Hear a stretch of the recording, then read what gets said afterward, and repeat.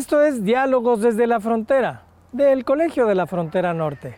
Mi nombre es Sergio Cermeño. Bienvenidos. La situación de los migrantes en Estados Unidos cada vez es más tensa. Y a pesar de que Donald Trump ha dicho que no va a afectar a los Dreamers, los jóvenes que llegaron siendo niños a Estados Unidos, nada hace pensar que no va a ser así. Y de eso hablaremos el día de hoy, con Sheila Salinas, Dreamer mexicana, y con Lidiet Arévalo, Dreamer salvadoreña. Ambas se encuentran en la Universidad de Long Beach, en California, y las tendremos a través de un enlace por internet.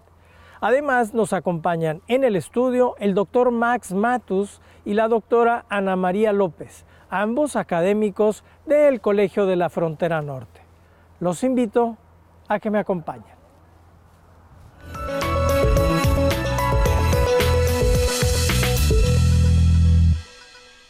Max, ubícanos en el contexto. ¿En qué momento estamos con relación a los Dreamers en Estados Unidos? Bueno, estamos en un momento muy interesante, muy importante para el futuro de los Dreamers. Es un contexto de efervescencia social, de incertidumbre política, tanto en México como en Estados Unidos.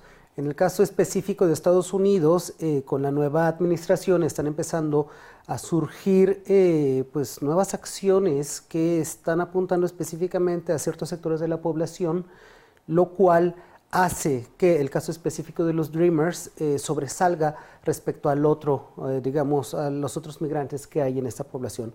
¿Por qué? Bueno, porque ellos están dentro de un programa de acción legal diferida que los tenía con una excepción en cuanto a las leyes de migración y les permitía estar legalmente en el país. Con la nueva administración esto queda en duda, en entredicho. Acaban de haber algunas declaraciones donde se comenta que tendrán un trato especial. Sin embargo, esto solamente han sido declaraciones mediáticas y en realidad no sabemos qué va a pasar hacia el futuro. En el caso mexicano, los senadores también están trabajando para acelerar la integración de los Dreamers en México en caso de que se llegara a presentar una expulsión acelerada de los mismos, ¿no? Pero como te comento, es un momento de incertidumbre y efervescencia social donde no podemos estar seguros qué va a pasar. Se están tomando acciones. Bien. Ana, tú nos compartías una información, un mapa que publica El Universal. Platícanos de eso. Bueno, Sergio, sí, El Universal publica dentro de toda su información que tiene acerca de los Dreamers una radiografía del programa de acción diferida, en la que publica cifras desde agosto del 2012 a septiembre de 2016, y muy importante lo que hace es como identificar en Estados Unidos cómo es la población de los Dreamers. Lo primero que presenta es que el 81% de los soñadores pertenecen a México, y otra de las cosas es que el 19% pertenecen a otros países, tanto de Centroamérica, Suramérica, Asia y Europa. Dentro de los países de Centroamérica, el primer país que concentra soñadores es El Salvador, segundo está Guatemala y tercero está Honduras. Bueno, otra cosa importante que se debe mencionar de este mapa es la ubicación geográfica. El 28% de los Dreamers en este momento están concentrados en California y el 16% está en Texas y el 5% ya está concentrado en Illinois. Bueno, otro aspecto importante es que de los 752,000, alrededor de los 752,000 soñadores que están inscritos en el programa, muchos tienen que renovar su permiso de DACA en este 2017, y en el contexto en el que nos estaba hablando Max de la incertidumbre, pues no saben ellos qué va a suceder al momento de su renovación. Eso es, ese es el panorama general. Ahora, Sheila, platícanos brevemente, ¿cuál es tu situación en este momento como estudiante en Estados Unidos? ¿Cómo te sientes? ¿Te sientes presionada por lo que pueda pasar? En fin, la pregunta es obvia, pero me interesa mucho tener este nivel de sentimiento, además de la cuestión legal. Platícame.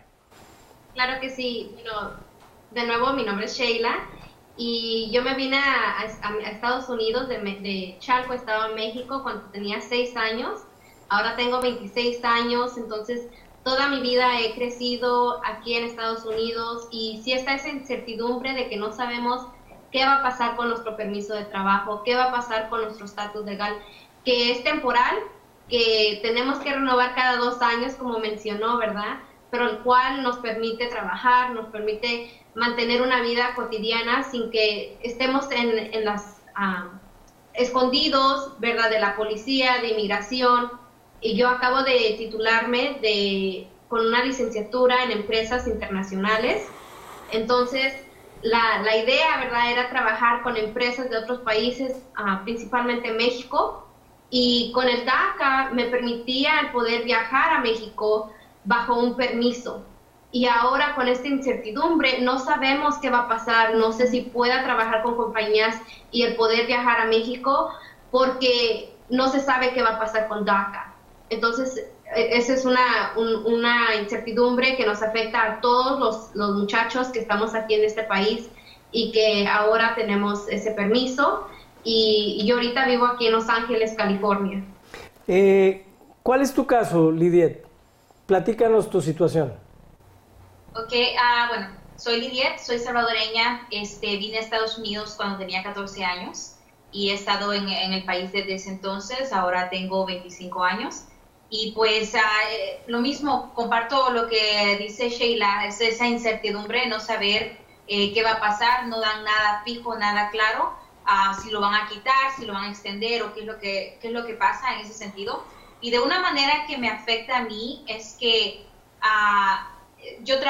trabajamos ambas con el California México Study Center, el Centro de Estudios California México, y nos estamos enfocando en los estudios en el extranjero para darle oportunidad a los Dreamers para que puedan ir a México o a otros países. Entonces nos afecta directamente porque no podemos planear un proyecto hasta saber que el DACA va a seguir vigente y que también vamos a poder obtener el otro permiso que se requiere, que es el Advance Parole. Entonces como que eso nos frena en términos de proyectos. Y pues en lo personal, pues obviamente el trabajo es importante, el simplemente tener una identificación en este país le es un gran alivio a uno y tener esa seguridad de que no lo van a deportar a uno en un momento. Entonces realmente afecta mucho. Sheila, platícanos brevemente qué haces exactamente en este centro de estudios California México. Claro que sí. Bueno, yo me integré al grupo hace casi 8 meses. Y yo mantengo lo que es la administración de documentos. Entonces yo soy la que le ayuda a los muchachos a que pongan los documentos que van a necesitar desde el principio como para aplicar al programa, porque solamente hemos llevado de 25 a 30 estudiantes cada vez que vamos, ya vamos 5 veces, y tenemos de 100 aplicaciones que nos solicitan ser parte del programa. Entonces soy la que les da seguimiento a los documentos, ya que son seleccionados para ser parte del programa, ¿verdad? Les ayudo y les dejo saber cuáles son los documentos que tienen que tener para que puedan viajar a México, como el pasaporte, la identificación del INE, ¿verdad? Que es muy importante, que nos ayuda para votar desde el exterior, pero también es una identificación en México que es válida. Si queremos sacar dinero de un banco, necesitamos esa tarjeta del INE, porque la matrícula consular que nos da el consulado mexicano desafortunadamente no nos funciona como un documento legal en México. Entonces son esos documentos que yo les digo a los muchachos o que doy seguimiento para que tengamos todo en regla para poder salir de Estados Unidos, pero también para que podamos regresar a Estados Unidos sin ningún problema. Lidiet, a ver, entiendo entonces que el objetivo del centro es traer a estudiantes a México para que conozcan qué. Platícame un poco más de eso. Pues que conozcan un poco más de su cultura, de la historia de México, que conozcan su país, el que los vio nacer. La mayoría de los estudiantes que han tenido la oportunidad de participar en el programa han ido desde, quizás aún hay personas que de meses de nacidos lo trajeron a Estados Unidos. Prácticamente es como nacer casi, o sea, en Estados Unidos, ¿verdad? Entonces no conocen mucho y también hemos tratado de darles la oportunidad que se reconecte con familia. muchos tienen sus abuelitos que no los han visto, primos, tíos, y en algunos casos hasta padres y hermanos. Entonces como que tiene ese valor también como, ¿verdad?, personal, pero también el hecho de poder reconectarse y aprender un poco más de México. Como para quien dice, en muchos casos, si ellos no pudieran estar en Estados Unidos, ya pueden saber más o menos cómo es la educación en México, qué tipo de oportunidades podrían ellos tener, etcétera. Entonces, eso se enfoca. Muy bien. Vamos a ir a un breve corte. Estamos hablando de los Dreamers, estudiantes que viven en Estados Unidos, que están viviendo una situación muy tensa, muy complicada, pero como verán, con mucho entusiasmo. Regresamos en un momento. Qué bueno que sigue con nosotros en Diálogos desde la Frontera. El tema de hoy, los Dreamers en la administración de Donald Trump. Max, platícanos más a detalle para que podamos entender la situación que viven los Dreamers actualmente. Nos decías antes de volver al corte, pues que estamos hablando de una situación que viene desde 2012, es decir, de una administración anterior, pero en este momento estamos en otra administración y las cosas están cambiando, pero no sabemos hacia dónde. Háblanos un poco más de eso, por favor.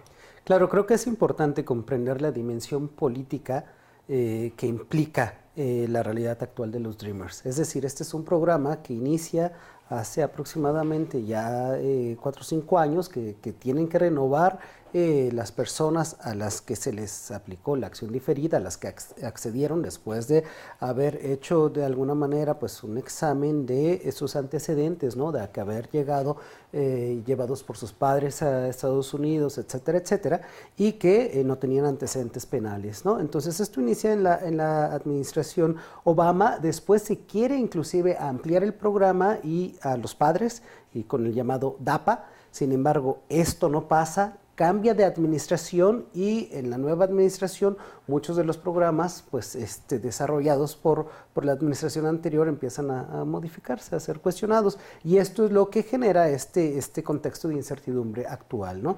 Tenemos que también que recordar que las deportaciones no empiezan ahora, las deportaciones empezaron también con la administración Obama, es decir, ya en un sentido de deportaciones masivas, y que esto ha ido separando a familias continuamente, ¿no?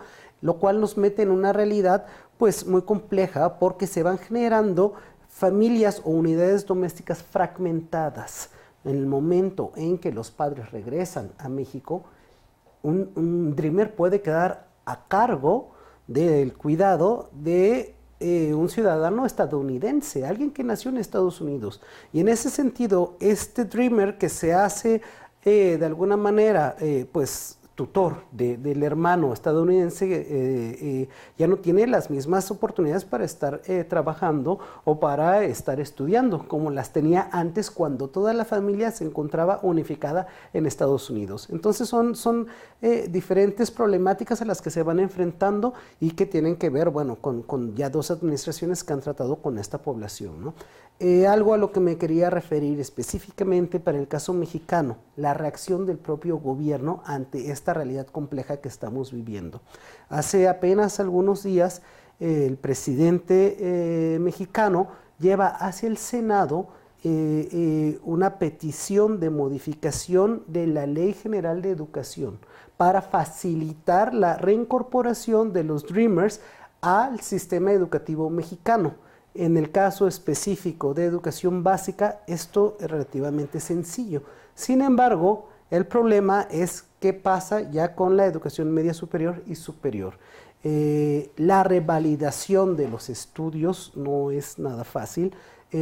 Por lo común tenía que ser el 75% de los créditos los que se tenían que revalidar para decir, ok, esto es equivalente. En la nueva ley se está proponiendo que sea 60%. Pero no es, digamos, suficiente. ¿Por qué? Porque en Estados Unidos existen programas a los que normalmente han accedido esta población de Dreamers que no existen en México. Es decir, estudios liberales o artes liberales, eso no existe en México. Estudios étnicos tampoco existen en México y muchos estudian este tipo de cuestiones. Entonces, ¿cómo vas a revalidar ese 60% con algo que en México no existe? Entonces, es una realidad muy compleja. Otro de los problemas es que les piden forzosamente papeles de un grado antes al que quieren revalidar. Es decir, si quieren entrar a la prepa necesitan presentar de secundaria, lo cual complica administrativa y burocráticamente toda esta situación, en el caso de que hayan sido de alguna manera deportados de forma acelerada, ¿no?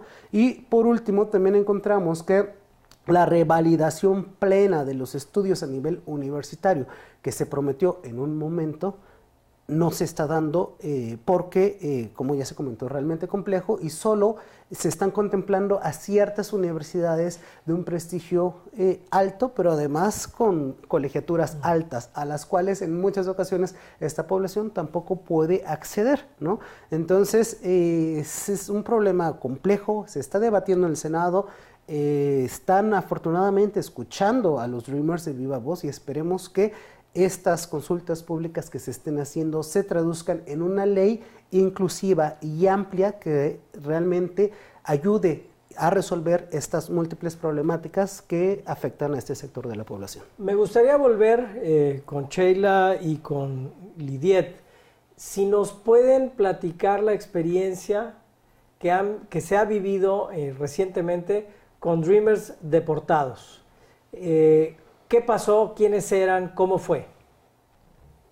Claro que sí, ¿verdad? Tenemos 2 casos recientes de Dreamers que han sido detenidos por inmigración. El primer caso pasó en Seattle hace 2 semanas, del cual un muchacho estaba en su casa, llega a inmigración buscando al papá. El papá no se encuentra en la casa, le dicen al muchacho, ¿verdad?, ¿cuál es tu estatus legal? El muchacho dice que tiene DACA, que tiene ese permiso de estar en Estados Unidos, pero aún así lo arrestan. Ya arrestándolo le dicen que está vinculado con alguna pandilla, que tiene alguna afiliación con algo criminal, del cual el abogado de este muchacho niega. Entonces, ese es el primer caso que pasó. El segundo caso que vimos fue en Texas, al cual arrestaron a un muchacho que tenía una bolsita de marihuana, y con esa, en el estado de Texas, eso fuera considerado algo leve, algo que no se encarcela a la persona. Para este muchacho, como era Dreamer, lo arrestaron y le pasaron al caso a inmigración. Entonces sí estamos viendo este tipo de situaciones donde tenemos DACA, tenemos esa protección, pero con cualquier cosita que tengamos, como si estamos manejando y tomando, que si estás tomado, te arrestan y te dan una multa, pero si eres Dreamer, con eso es suficiente para que tu caso sea considerado criminal. ¿Qué nos puedes decir, Lidia, de esta situación? ¿Cómo la estás tú percibiendo? ¿Cómo te sientes con respecto a lo que ha pasado con estos jóvenes? Pues esto realmente es alarmante, o sea, esto como que genera aún más esa incertidumbre y más miedo, porque supuestamente los que tenemos la protección del DACA estamos protegidos de deportaciones, pero el saber de que en el primer caso ya está en proceso de deportación, es como que alarmante, o sea, tenemos que estar a la expectativa, tratar de que si andamos manejando que todo esté bien, o sea, para tratar de no meterse en ningún tipo de problema leve, porque eso sabemos que nos puede llevar a la deportación y pues no se sabe qué es lo que va a pasar con DACA, entonces como que ayuda más a generar ese miedo que ya existe de por sí. Sheila, ¿nos puedes decir algo con respecto a esto de las separaciones de las familias? ¿Tienes alguna experiencia que nos puedas compartir? Bueno, en lo personal, ¿verdad? No han deportado a mis familiares, pero sí tengo compañeros quienes se tuvieron que regresar porque deportaron a su papá, entonces tuvo que tomar la decisión de quedarse en Estados Unidos o irse con su familia. Entonces, sí ha pasado que tenemos compañeros que deciden regresarse a México, pero al igual, tenemos compañeros que sus papás se tuvieron que ir a México y ellos se quedaron aquí en Estados Unidos y sí tienen que cuidar a sus hermanos, ¿verdad?, menores, y se convierten en un padre o una madre porque sus papás se tuvieron que regresar. Entonces sí es algo que es una realidad que vivimos, es una responsabilidad que tenemos que tomar como miembros de la familia, y sí es muy alarmante lo que está pasando. Pero también me gustaría comentar un poquito acerca de los Dreamers que fueron detenidos por 2 situaciones, ¿verdad?, del cual quizás con esos 2 Dreamers es suficiente o dirán que es suficiente para decir que todos somos iguales, del cual no es cierto, porque muchos de nosotros no tomamos, muchos de nosotros no consumimos ningún tipo de droga o fumamos, entonces sí hay como un estereotipo que se empieza a formular con estas situaciones. Bien, vamos a ir a un breve corte. Estamos hablando de los Dreamers en Estados Unidos y la situación que se está viviendo con la nueva administración de Donald Trump. Regresamos. Qué bueno que sigue con nosotros en Diálogos desde la Frontera. Estamos hablando de los Dreamers, los estudiantes en Estados Unidos. Ana, hay un programa que se está generando, que es con las compañeras que vinieron al Colegio de la Frontera Norte. Se está generando un convenio con la Universidad de Long Beach. En fin, platícanos de esa experiencia y sobre todo de la experiencia de ver a estos estudiantes en México. ¿Cómo los viste? ¿Qué impresión te dio? Bueno, el proceso para empezar la firma del convenio con el Centro de Estudios California-México inició en noviembre del año pasado. La idea fue organizar un seminario internacional en el que se tocaran varios ámbitos de la migración, dentro de eso la experiencia que tenían los Dreamers, teniendo en cuenta lo que venía en la nueva administración.